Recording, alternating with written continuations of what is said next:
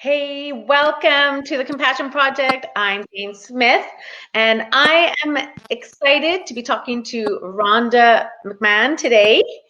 Rhonda's from Lubbock, Texas, right, Rhonda? That's Okay. right. And Rhonda and I met we went in June of 2017 on a Danette Made challenge online, and then which was a healthy eating challenge. And then we stayed in touch through a group called the Tribe Sisters. And so Rhonda, she has been married 42 years to her husband, Pat, which I think is amazing. I'm like 33 years, so 42 years, way to go. She has 4 sons and 8 grandchildren, which is amazing. So her and her husband are have a construction business. And yeah, and Rhonda also in 2012 started working for Hope Now and works with couples in marriage, which we'll talk about at the end, which I think is amazing. So, Rhonda, I would love for you to just share with people how this is affecting you, the global pandemic and the social distancing, like a little bit about what was happening, before and what's happening now. Oh dear, did we lose you? Hello? You there? Okay, there we are. Hey. Okay. Good. You asked me what my life was like before the coronavirus. Is that what you said? Yeah. Yeah, Is kind of that what right? you were doing before, because it came up kind of suddenly. Well, I am so glad, first of all, to be here with you, and you're one of my favorites whenever we met. So then we continue to be sisters in our tribe sister groups. So thank you for all that you're doing. Amazing. My life looked like a lot of travel before the coronavirus. My husband and I became empty nested in August. So we took some sabbatical time for ourselves and decided to travel. We went to Colorado and camped and just liked and had a wonderful time. Just did stuff that we wanted to do, reconnect, trying to figure out what's life going to look like without home. And then we traveled the rest of the fall and ended up with a trip back a couple of months ago to Mexico for 8 days. And so now we're grounded. At least we have these memories to look back on from all the travels, but now we're grounded, and that's okay. To make lemonade out of the lemons. At first, that did not want to accept this coronavirus pandemic thing going on, and to change, and began to decide for myself that I'm going to be positive during this and get out and make the most of each every day, because we only have them, and I want to make it good each day. Yesterday's gone, tomorrow hasn't happened, and today is all we have. So I'm trying to make lemonade every single day. Yesterday is gone. Today is all we have. And what? Tomorrow hasn't happened. I love that. Yeah. That's right. Yeah. And so that's pretty much and I just try to live by that. I have this sign on my refrigerator that says, when you have lemons, make lemonade, so every day it's a creative thing to get up and just what can we do that's good today and enjoyable, and choose joy. It's a choice. We have to make a choice every day, and that's how I let down and gloomy. Choosing joy is a choice. Yeah, I like that. It is a choice, especially when we're going through something like this. So, yeah. And what's happening? You have one granddaughter living with you, right? Is it breaking up? Sorry, didn't hear you say it again.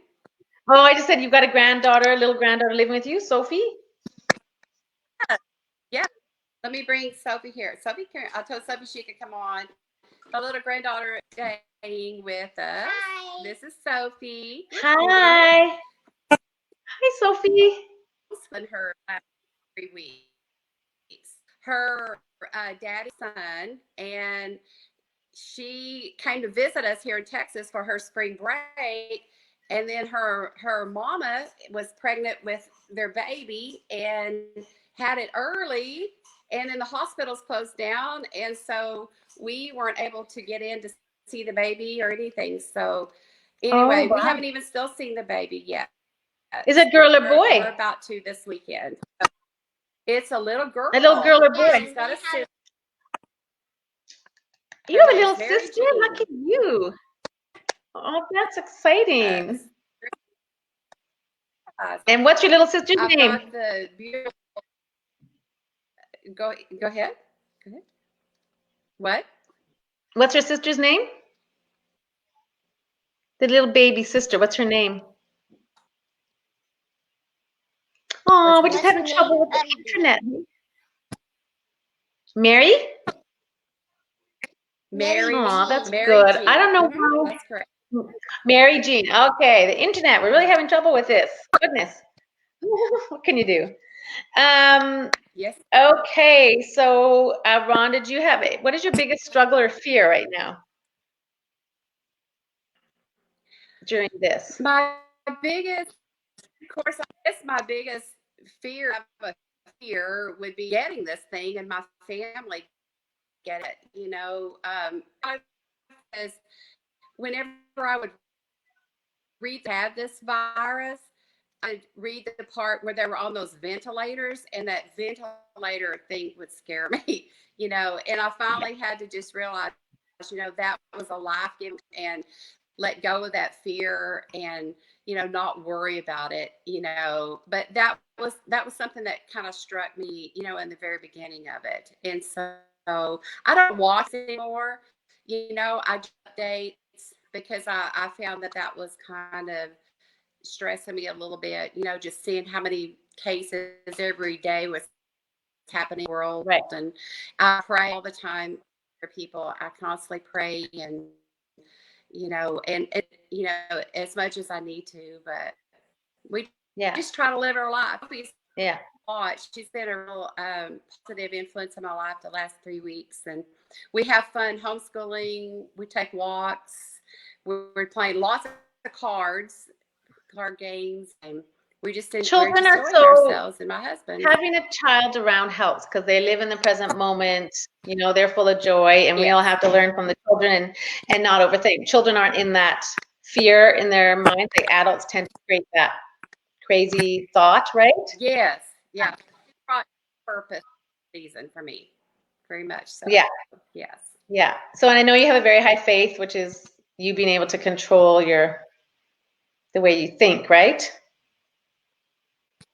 Which gets you through that. Yes. I use the Word of God, Bible. I have my Bible here. These are the promises of God that I hang on to every day, and I read, and I have a relationship with Him, and I try to have, you know, when I do accept fear or worry or anxiety, you know, I've walked with Him, and you know, He says, one of my favorite scriptures, that the Lord has made, let us rejoice and be glad in it. And I practice that every single day. And I realize I've had a lot of negative things hit me, but His promise is that He'll make good out of it. And I already see silver linings in these coronavirus clouds I already see silver linings. If we just will find some good things in it, and I've found quite a few. So if that's the truth, I think it's we have to look for the beautiful stories in all this, because there's grace amongst chaos, right? There's always grace. There's always stories that come out that are blessings and are more positive, and that's what we have to look for. I think that's what you do. So, yep. Okay. Well, we'll probably sign off. Our internet connection's not great, which is too bad. But I do want you to just quickly tell them about your Hope Now, because I know it's a really difficult time for a lot of couples. The social distancing, it's a lot of stress on relationships, and I think you're amazing. So just a little bit about that. Okay. Well, I started working for a company called Now back in 2012. It's a company out of, and they provide a curriculum for 13 weeks for marriages that are struggling, especially with infidelity. And infidelity is rampant in the world, but especially our calls are worldwide. So we have about 4 to 5 couples on each call for 13 weeks, and we navigate them through this curriculum and help them transform their marriage. And so it's a huge me, because I enjoy helping and giving, and I enjoy seeing the transformations of these marriages. And so heart is in a deeper compassion for them now, because right now they're not only struggling with their marriages, being turned upside down, but they've also, epidemic thing going. And then plus many of them are homeschooling their children, which most of them have never done. So, a lot of them are very stressed. And I get to sit with them. I enjoy encouraging them and helping them see, daylight in the midst of their darkness. So I think that is such a beautiful thing. Yeah, and I think that we'll put it in the comments, if there's a website, in case someone just wants to reach out to you or find out more about it, because I think it's just important right now to do that, to see if we can help in some way. Absolutely. Okay, we're going to sign off. Okay, thank you so much for joining me, and we'll talk after this. Okay, thanks, Rhonda. Bye-bye. Bye. God bless. Bye. God bless. Bye, Sophie.